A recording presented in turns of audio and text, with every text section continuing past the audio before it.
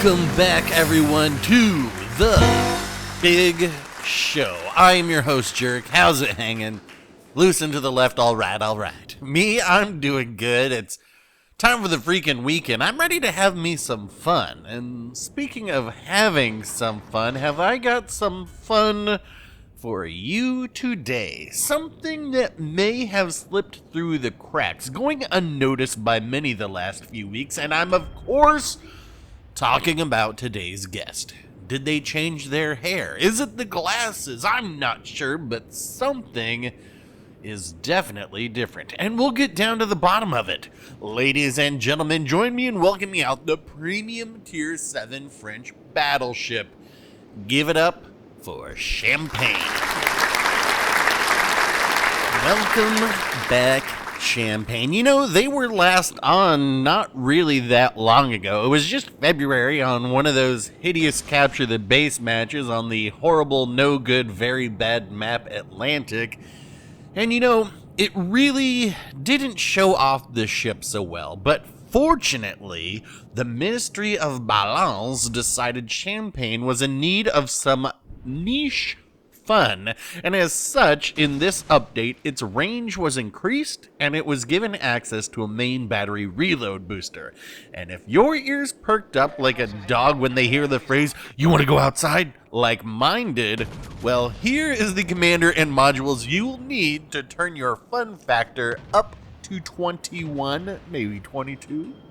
None other than the man, the myth, the mustache, Roberto Jojard, along with Megatron and Iachino, along with an epic battle flag, and you will be dropping threes like Steph Curry from 21.5 kilometers. But wait, there's more. You could put on Hernandez, which will require you owning the Atlantico currently, and you are looking at 22.5, maybe 22.8 kilometers if you have everyone maxed out. Now, you may have noticed that I am in fact using the RGA mod instead of concealment, and that is because without the RGA mod, ships that are spotted over 20 kilometers away will not be viewable to you. Not an issue most of the time, but an issue when you're launching intercontinental ballistic missiles. So now, armed with our truly astronomical range, we can retreat to the back of the map and be free of concern, correct? Well, maybe that's kind of what I'm doing right now, but you will see that is in fact wrong. We don't go to the back of the map, we bring the back of the map to us. There is no hiding. If you come and battle me, that will be the end of it. But if you don't, I will find you, and I will sink you. The real purpose of me heading out this way that I was hoping to set up a crossfire on this Scharnhorst with the Colorado that spawned next to me, and while it may have taken a bit longer than I was hoping for, we did get there, and now I can use a main battery reload booster to get the bottles popping all morning long. So we've got it going, we are reloaded, and this is going to take out the first ship of the match. Pulverisé. If you're unfamiliar with Champagne's guns and what makes them special, let me give you a refresher. They are 406 millimeters. They reload quickly. They've got a Sigma of 2.0 and have battle cruiser dispersion, all with more penetration on the shells than the Yamatos at all ranges. So if you do the math, you can understand that, hey, this ship could be fun, but it can also be miserable. Along with that high velocity AP comes many an overpin on light cruisers, regular cruisers, battleships, you name it. If you don't know where and more importantly, when to shoot your target, it's quite possible that you will be on the phone with Hair Club for Men before the end of a match. Case in point, the Ochakov. If you noticed, they turned and my shells went harmlessly through their stern, only doing overpins, but we will get back to them now that they have kited out to truly inconsequential distances, and that's something this build does. Tired of light cruisers outranging you? Not anymore. But in the meantime, we have this KGV to deal with, and they may not have gotten the memo, but they eat a lot of damage now, especially with that raised citadel, which we've already hit once. And look at how fast these guns reload. We are pumping out 6 accurate shells roughly every 20 seconds or so. That is pretty crazy, and that's going to reload faster than just about anything else out there. I guess that said 24 seconds. That's also because I don't have Megalomania on to increase the range here. Of course, if you don't want to go all range, you can put Megalomania on, and I mean, you could also use Azure Lane Dunkirk, but I didn't want to change my builds. Anywho, you probably haven't been paying attention, but the big brains on the blue team decided to give up B and instead send 6 ships down to C and have been unable to push around their flank, instead opting to wait and see what comes to them. In doing so, it has allowed the Reds to take B and begin to flank them while I'm still trying to secure A cap. And while I would love to get into the mix over there, I really have got to take care of business on this side first, and the first one that's going to be is finally taking care of this KGV right here. Oh, well, they disappeared. But hey, you know what? Did you see that accuracy? That was still pretty good. Oh, there they are. All right. And what do we have here? An Ochakov at 18.8 kilometers. You know what? I think we have a better camera angle for this shot. Can we bring that up? Thank you.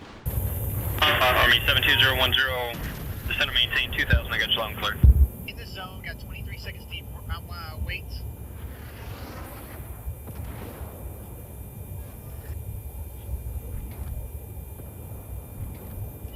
Enemy down.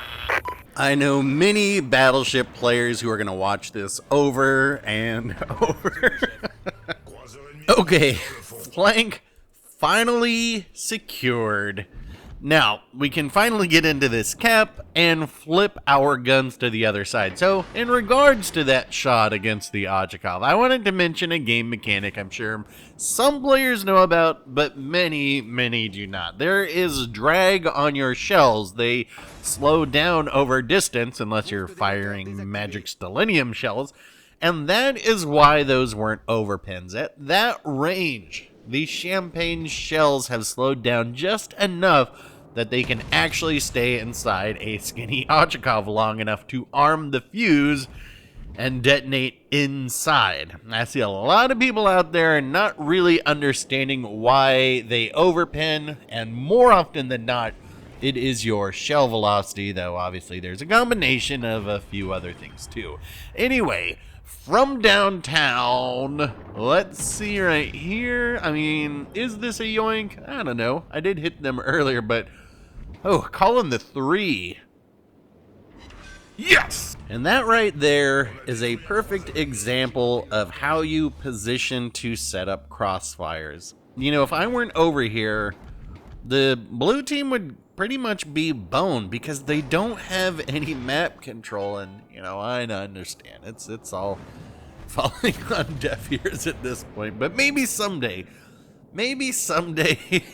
when aliens come and they like discover this game and they're playing it and they want to know why they're losing, maybe they will also find this video and the aliens will understand how they can set up crossfires. But nonetheless, we are on the Kraken hunt. We've pushed through here. This North Carolina is headed this way, and I'm sure everybody can read the writing on the wall because I have another main battery reload booster at the ready. Well, we're going to overmatch their bow, so we'll take this shot, go ahead and hit the reload booster so my team can't yoink. And oh, we did break their gun. Now they are turning to bow tank. It doesn't really matter. Yeah, it doesn't really matter. Shots are out, and this is going to be Kraken 480 in the Champagne. Not too shabby, if I do say so myself, but let's go ahead and pick up a 6-pack too, shall we? It is the weekend. I am feeling a little thirsty, so I'm going to get a shot out here from downtown. And I was wondering, Could we Citadel this Jean Bart? I think we probably could, but we don't at this angle. However, thanks to this super fast reload, we are down to 10 seconds to get another shot off, and when we get this one off and into the air, I think people will be like, okay, I didn't know that these torps were going to hit, or that my teammates were going to hit some of them too. The shots are already in the air. What do you want me to do? Bam! There it is, the six-pack. All right, not too shabby of a game, so let's see what the scoreboard has to say. 3,023 base XP for a very good game in the Champagne, and, you know, not too shabby of a game by the blue team, but red, I know you're not happy with that performance. Get your head in the game, but a GG to all involved, and that's going to wrap it up for this one. If you understand that you can use range offensively, then give this video a like. If you think the spawn should be moved back so that there are less engagements, give the video a dislike. Questions, comments, leave them down below, and if you want to be here to see whoever we have on next, think about hitting subscribe. Thanks for watching, folks. I will get back out there for another one, and we will talk